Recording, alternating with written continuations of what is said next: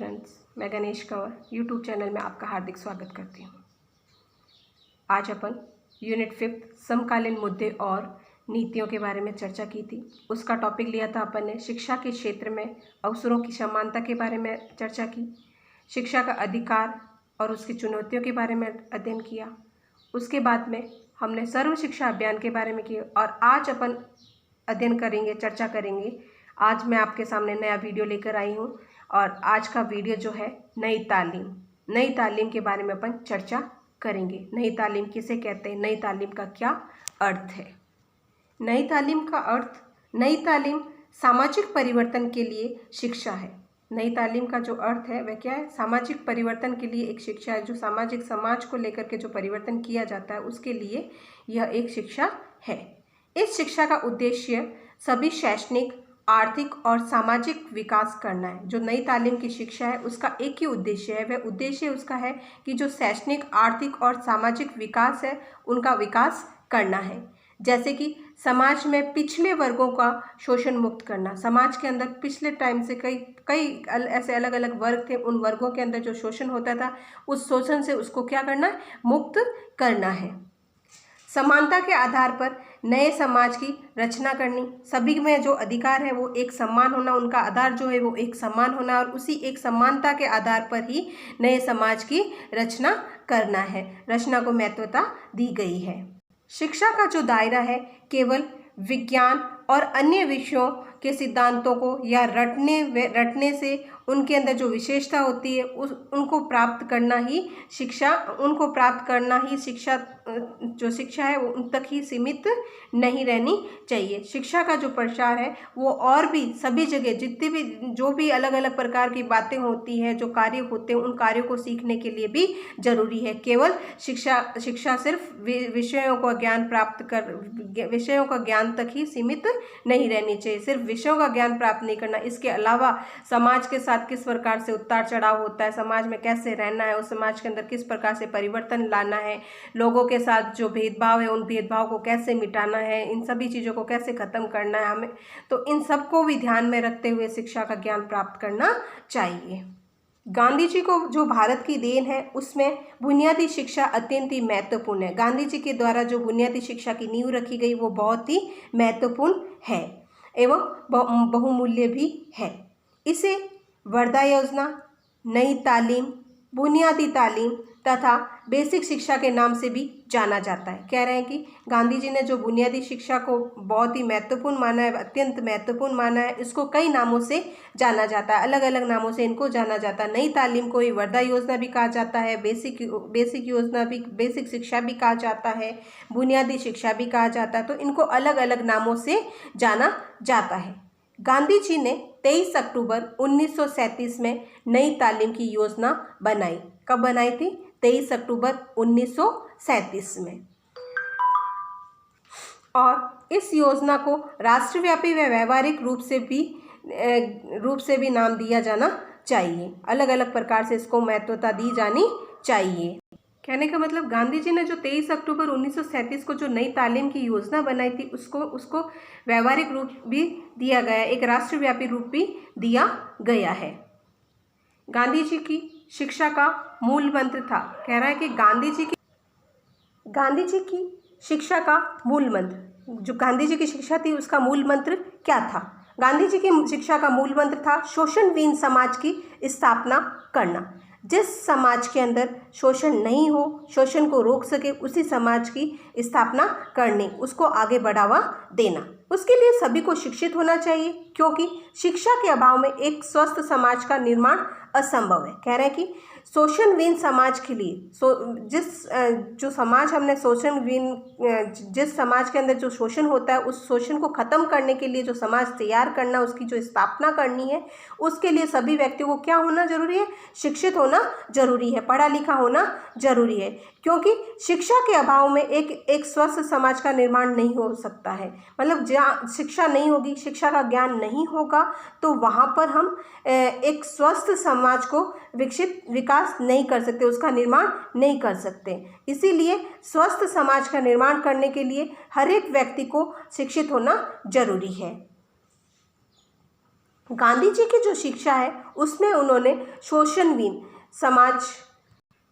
समाज की बात की है। कोई भी व्यक्ति का शोषण ना हो, कह रहे कि समाज के अंदर किसी भी व्यक्ति का कोई शोषण ना हो। हमें ऐसी शिक्षा को जन्म देना चाहिए, हमें ऐसी शिक्षा को जन्म देना है, ऐसी शिक्षा की स्थापना करनी है जिससे कोई भी व्यक्ति बेरोजगार ना रहे।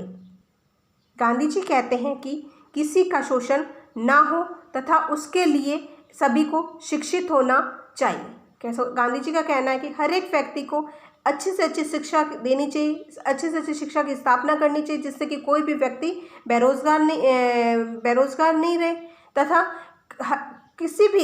किसी का भी किसी प्रकार से कोई शोषण ना हो। और इसके लिए हमें हर एक व्यक्ति को क्या करना पड़ेगा? शिक्षित करना पड़ेगा। शिक्षित होगा, शिक्षा के अभाव में स्वस्थ समाज का निर्माण असंभव है। अगर शिक्षित नहीं होगा वह व्यक्ति और शिक्षित नहीं होगा, शिक्षा का ज्ञान नहीं बढ़ेगा तो हम एक स्वस्थ समाज का विकास नहीं कर सकते, उसका निर्माण करने में हम असंभव होंगे। इसीलिए हर एक व्यक्ति को शिक्षित करना होगा।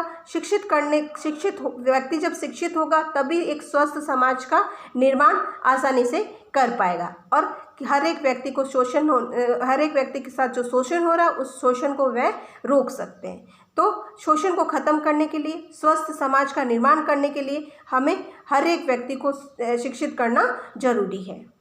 बुनियादी विद्यालय एक ऐसा विद्यालय है यहाँ पर उन्होंने शिक्षा की बात की है। जब उन्होंने शिक्षा के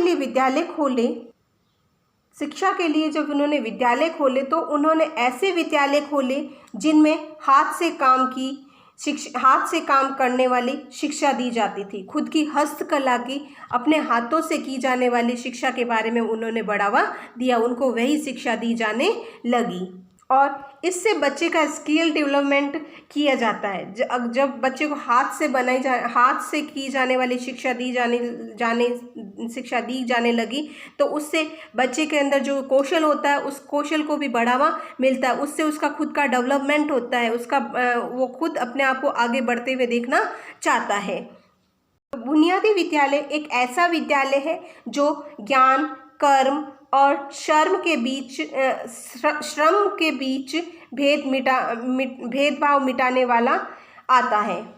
बुनियादी विद्यालय के द्वारा जो बालक को शिक्षा दी जाती थी वो शिक्षा उसके ज्ञान के द्वारा, उसके कर्म और उसके श्रम के बीच जो भेदभाव होता है उस भेदभाव को मिटाने वाली दी गई थी जिससे कि वह आगे बढ़ सके। ऐसे स्कूल जहां बच्चों को किताबी शिक्षा के साथ साथ किसानी, सब्जी उगाना, डेयरी का कार्य, बढ़ाई आदि विषयों की प्रशिक्षण भी मिलता था। मतलब कि बुनियादी शिक्षा में बुनियादी विद्यालय के अंदर जो बालकों को शिक्षा दी जाती थी जैसे कि कर्म के द्वारा, उसके ज्ञान के द्वारा, जो श्रम करता था, कार्य करता था, उसके अंदर जो भेदभाव होते थे उन भेदभाव को मिटाने की शिक्षा के साथ साथ उनको हस्तकला की शिक्षा भी दी जाती थी। जैसे कि उसका खुद का किसानी, सब्जी करना, मतलब खेती करके, कृषि करके अनाज को उगाना और भी छोटे छोटे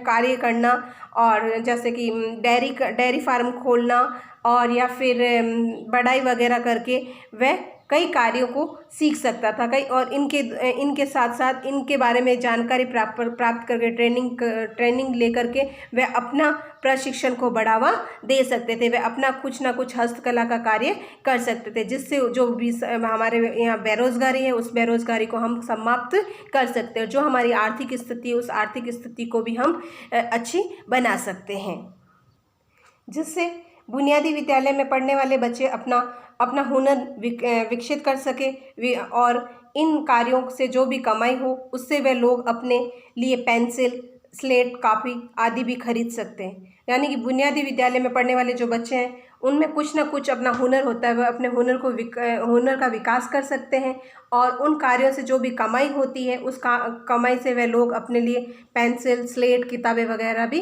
कॉपियाँ वगैरह भी आसानी से खरीद करके अपनी जो भी समस्याएं होती हैं उन समस्याओं को वह ख़त्म कर सकते हैं।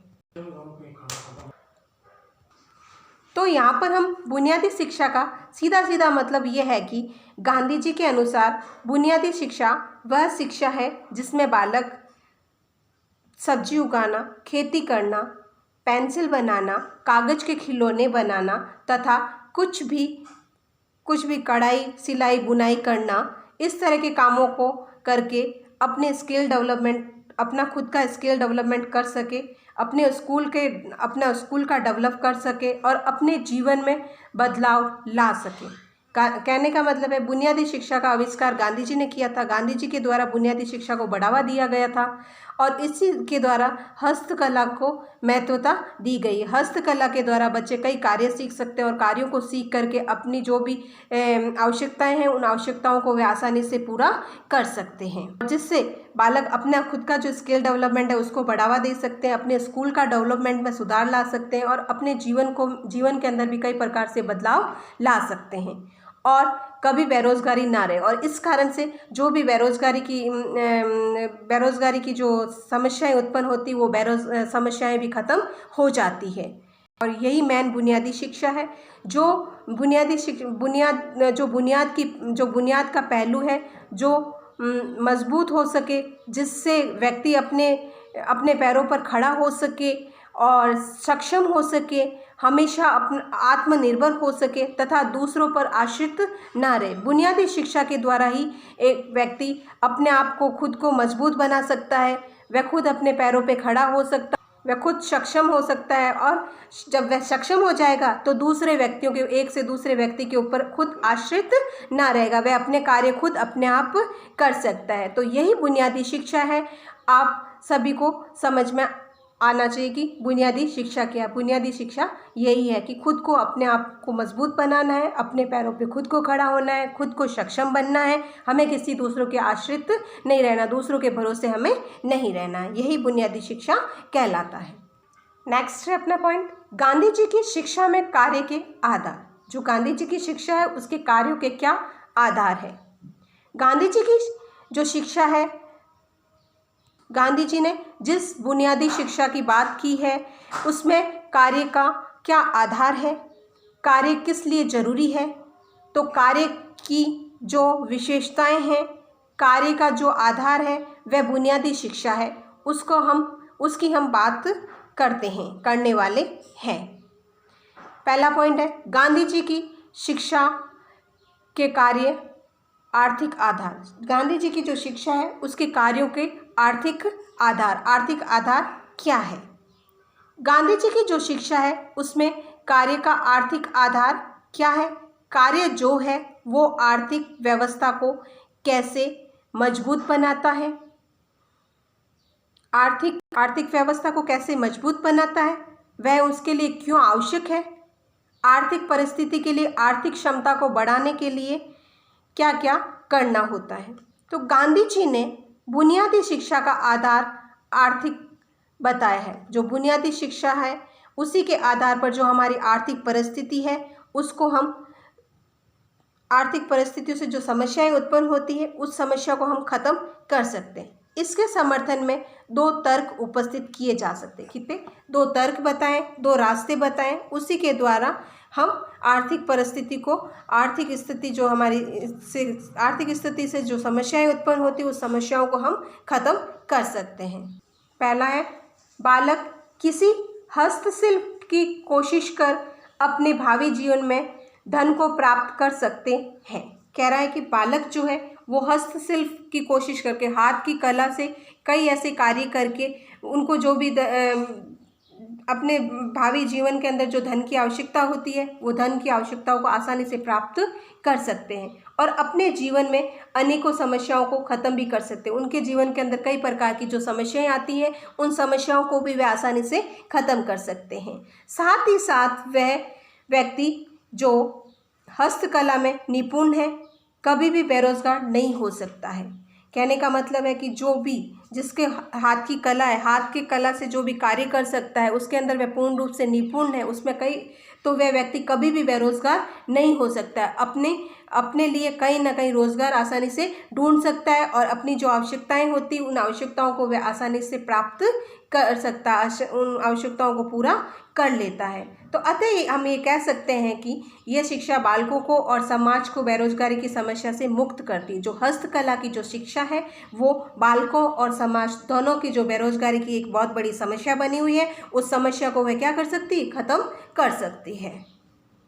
सेकंड पॉइंट था विद्यालय बालकों में बुनियादी विद्यालयों में बालकों द्वारा बनाई जाने वाली वस्तुओं को बेचने से विद्यालयों का कुछ व्यय निकल सकता है।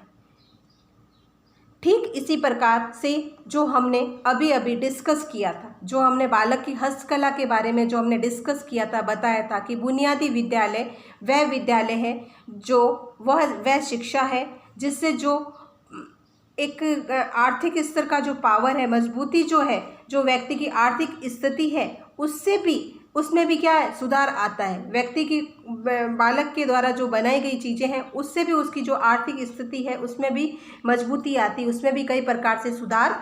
वह व्यक्ति कभी भी बेरोजगार नहीं होता है और उनके साथ साथ वह विद्यालय जो बुनियादी विद्यालय है उससे बालक अपने कौशल में तो आगे बढ़ता ही, उसके अंदर जो कोई कार्य करने की जो रुचि है उससे उसका जो कौशल बढ़ता है उसमें भी वह आगे बढ़ता है। अपनी जो अब बालक का जो स्किल डेवलपमेंट है वो भी उसमें भी उसको बढ़ावा मिलता है तथा साथ ही साथ उसकी जो आर्थिक स्थिति होती है वो भी अच्छी होती है और जो भी उससे जो वस्तु जो चीज़ें उसने बनाई और उस चीज़ों को सेल आउट किया, उससे जो उसको पैसा मिला, उस पैसे को जो उसने कमाया है उसके द्वारा जो भी उसको सामान बनते हैं, उसकी जो आवश्यकताएं होती है, जो स्कूल से सीखने के बाद उससे जो पैसे मिले हैं उससे वह स्कूल का खर्चा भी निकल जाता है। उसकी भी जो परिस्थिति होती है वो भी आर्थिक परिस्थिति भी सही हो जाती है और स्कूल के भी कई ऐसे खर्चे होते हैं वो खर्चे आसानी से निकल जाते हैं। तो इसीलिए बुनियादी शिक्षा भी बहुत ही महत्वपूर्ण है।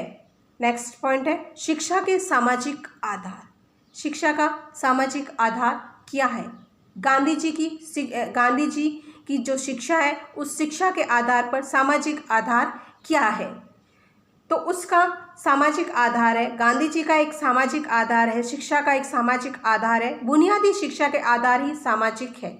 जो बुनियादी शिक्षा के आधार पर जो शिक्षा प्राप्त की जाती है वही शिक्षा सामाजिक है, वही समाज को आगे बढ़ावा देती है और इसी शिक्षा के कारण बालकों में अनेकों सामाजिक गुणों का विकास होता है, विकसित करने की चेष्टा की जाती है। तो जो सामाजिक गुण जो है उनका विकास करने की उनके अंदर एक भावनाएं उत्पन्न होने लगती, चेष्टा उन बालकों से चेष्टा की जाती, उनसे एक उम्मीद रखी जाती कि ये बालक आगे बढ़ कर के हमारे समाज का नाम करेंगे, समाज में कई प्रकार के उतार चढ़ाव जो होते हैं उनको भी बढ़ावा देंगे।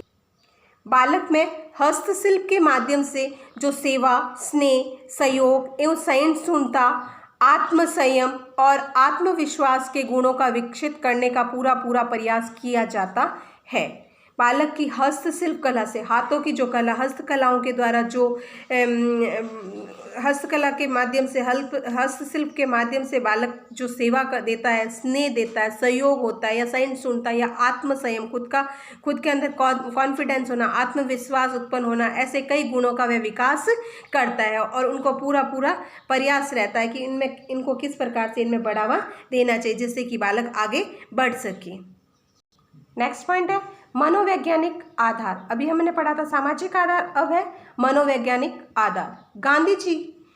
गांधी जी के द्वारा जो कार्य की शिक्षा के मनोवैज्ञानिक आधार कौन कौन से हैं? गांधी जी के द्वारा जो शिक्षा दी जा रही है, शिक्षा को जो बढ़ावा दिया जा रहा है, उसके आधार पर मनोवैज्ञानिक आधार कौन कौन से हैं? नई तालीम या बुनियादी शिक्षा का आधार मनोवैज्ञानिक है। जो नई तालीम की जो शिक्षा दी गई या बुनियादी शिक्षा का जो शिक्षा दी गई है, बुनियादी आधार पर जो शिक्षा दी गई है उसी को मनोवैज्ञानिक शिक्षा कहा गया है, क्योंकि इसमें बालक को प्रधानता दी जाती है, जो महत्वता दी जाती है वह किसको दी जाती है? बालक को दी जाती है। इससे जो इसका जो व्यवहार है मनोवैज्ञानिक है। कैसा है? जो भी बुनियादी शिक्षा के द्वारा या नई तालीम के द्वारा जो व्यवहार किया गया है उसी को मनोवैज्ञानिक कहा गया है। इसीलिए क्योंकि इसमें बालक को महत्वता दी जाती है और बालक को सेंटर में रखा जाता है। और बल्कि प्रधानता भी दी जाती है। बालक को सेंटर में भी रखा जाता है और बालक को प्रधानता भी दी जाती है, बल्कि इसके द्वारा अध्ययन किए जाने वाले पाठ्य विषयों की प्रधानता कम दी जाती है। जो बालक अपनी हस्तकला के द्वारा जो कार्य करता है उसमें जब सक्सेस हो जाता है, उसमें जब आगे बढ़ जाता है तो उसको ज़्यादा प्रधानता दी जाती है। परंतु अध्ययन करके जो बालक विषय के द्वारा, पाठ्य पुस्तकों के द्वारा जो ज्ञान को बढ़ावा देता है उसको प्रधानता कम मिलती है, क्योंकि पाठ्य पुस्तकों के ज्ञान के अलावा और भी ऐसे कई कार्य बालकों को आने चाहिए जिससे कि वे अपने जीवन में अपने लक्ष्य को आसानी से प्राप्त कर सकते हैं। तो इसीलिए जो पाठ्य पुस्तकों का ज्ञान को जो प्रधानता दी गई वो प्रधानता कम दी गई है, और अन्य कार्यों को प्रधानता, हस्तकला को, हस्तशिल्प के द्वारा जो कार्य किए गए हैं उनको ज़्यादा प्रधानता दी गई है। बालक का जो विकास हो रहा है, स्वाभाविक विकास जो हो रहा है, वो किसी न किसी कार्य के अंदर पूर्ण रूप से रुचि लेकर करने से ही हो सकता है, वरना नहीं। इस मनोवैज्ञानिक तथ्य को ध्यान में रखकर बुनियादी शिक्षा में हस्तशिल्प द्वारा उत्पादन कार्य को प्रधान स्थान दिया गया है। तो इन सभी चीज़ों को ध्यान में रखते हुए, इन सभी बातों को ध्यान में रखते हुए बुनियादी शिक्षा को महत्वता दी गई है, और बुनियादी शिक्षा में हस्तकला के द्वारा जो उत्पादन या जो कार्य किए जाते हैं उनको महत्वता अधिक दी गई, उनको प्रधानता पहले दी गई है। नेक्स्ट पॉइंट है शारीरिक श्रम का सम्मान। गांधी जी के अनुसार शारीरिक श्रम का सम्मान की बात क्यों कहते हैं? गांधी जी जो शारीरिक श्रम है उसके सम्मान की बात क्यों कही है?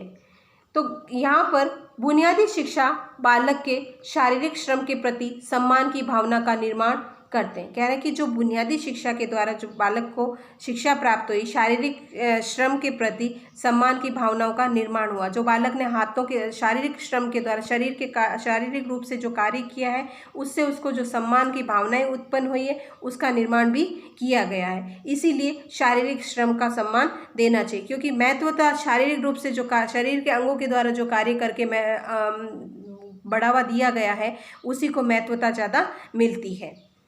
बालक स्वयं हस्तशिल्प के माध्यम से किसी उत्पादक कार्य को करता है तो वह शारीरिक श्रम को महत्वता देती है। बालक हस्तकला के द्वारा, हाथों की कला के द्वारा जो भी कार्य करता है तो उसी कार्य को हम शारीरिक श्रम, उसी कार्यों के द्वारा शारीरिक श्रम को महत्वता दी गई है। इस तरह श्रम करने वाले व्यक्तियों का आदर की दृष्टि से देखने लगते हैं, और इस तरह का जो शारीरिक रूप से श्रम करके जो कार्य करता है उस बालक को, उस व्यक्ति को जो आदर दिया जाता है वो एक आदर अच्छी दृष्टि से देख करके दिया जाता है। श्रम करने वाले व्यक्तियों को एक आदर की दृष्टि से देखते हैं, एक अच्छी भावनाओं से उनको देखा जाता है। यहाँ पर बुनियादी शिक्षा की महत्वता यह बताई गई है कि जब कोई भी व्यक्ति शारीरिक श्रम करता है, शरीर के अंगों के द्वारा जो कार्य करता है, या फिर बच्चा जब तो किसी भी व्यक्ति के द्वारा किए जाने वाले शारीरिक श्रम को किए जाने वाले किसी भी कार्य को महत्वता दी जाती है, कार्य को करने में सक्सेस हो जाता है और अपने लक्ष्यों को आसानी से प्राप्त कर लेता है। व्यक्ति के द्वारा जो भी शारीरिक रूप से जो श्रम करता है उसको देखकर उन कार्यों को वह सीख लेता है, तो उसी शारीरिक श्रम को महत्वता दी जाती है, उसी को आगे बढ़ावा दिया जाता है, ज़्यादा महत्वता उसी को मानी जाती है। उसकी इज्जत करने लगता है और उस व्यक्ति का आदर की दृष्टि से भी देखने लगते हैं, और जो व्यक्ति अपनी हर एक कार्य को सीख लेता है तो उसी व्यक्ति को हम एक इज्जत से देखते हैं, इज्जत देते हैं और एक अच्छी दृष्टि से देखने लगते हैं, आदर की दृष्टि से उनको देखा जाता है। इसीलिए उसका मनोवैज्ञानिक के साथ साथ सामाजिक, आर्थिक और नैतिक चारित्रिक विकास भी इसी कार्य से संपन्न हो जाता है। तो जब वह हस्तकला के द्वारा ही वह अपने हर एक कार्य में आगे बढ़ता है, तो उसी कारण से उसके मनोवैज्ञानिकता के साथ साथ ही वह सामाजिक, आर्थिक, नैतिक और चारित्रिक विकास को भी बढ़ावा देते हैं, और इसी कार्य से वह हर एक कार्य को आसानी से संपन्न कर लेते हैं। तो ये तो था बुनियादी शिक्षा के बारे में। अब बुनियादी शिक्षा का सारांश क्या है, तो हम उसके सारांश के बारे में अध्ययन करेंगे, चर्चा करेंगे। यहाँ पर गांधी जी मानते हैं कि हस्तकला या शिल्प कला को शिक्षा के माध्यम के रूप में स्वीकार करना ही तत्कालिक आवश्यकता है। गांधी जी का कहने का मतलब है कि बुनियादी शिक्षा के आधार पर हमें हस्तकला या शिल्प कला की शिक्षा के माध्यम से ही हर एक बालक की शारीरिक श्रम को बढ़ावा देना चाहिए, उसको स्वीकार करना चाहिए। उसी के आधार पर बालक अपने लक्ष्य को आसानी से प्राप्त कर सकता है। जिस समय गांधी जी ने ये सुझाव दिया था या बुनियादी शिक्षा की बात की थी, तो ये स्वतंत्रता से पहले की बात है। कब की बात है? स्वतंत्रता से पहले की बात है। तो उस समय जो शिक्षा का आधार हस्तकला होना बहुत जरूरी था तथा शिल्प कला भी होना आवश्यक था, क्योंकि उस समय जो आर्थिक स्थिति थी वह निम्न थी। कैसी थी? हमारी जो आर्थिक परिस्थिति जो थी वो निम्न थी। इस कारण से हमारी जो हस्तकला के जो कार्य थे, हस्तकला के द्वारा जो कार्य किए जाते थे या हस्तशिल्प के द्वारा जो कार्य किए, वो हमारे लिए दोनों ही कार्य महत्वता रखते थे, हमारे लिए बहुत ही आवश्यक थे। तो उन्हीं के आधार पर हमारी जो आर्थिक परिस्थिति है उसको हम नॉर्मल बना सकते थे, उससे आगे बढ़ावा दे सकते। जो स्थिति अच्छी नहीं थी उस स्थिति को हम अच्छा भी बना सकते थे। इसीलिए हस्तकला और हस्तशिल्प की जो आवश्यकता थी, हस्तकला की और शिल्प कला की जो आवश्यकताएं थी उसको बहुत ही हमने महत्वता दी थी। उस कंडीशन के अंदर हर एक व्यक्ति को हस्तकला का ज्ञान होना बहुत ही जरूरी था, बहुत ही महत्वपूर्ण था। और हम ये देखते हैं कि तो हस्तकला का ज्ञान होना बहुत ही जरूरी था, क्योंकि आज का समय देखते हुए बहुत सारे लोग ऐसे हैं जो बेरोजगार रहते हैं। कभी भी समाज के अंदर पढ़े लिखे लोग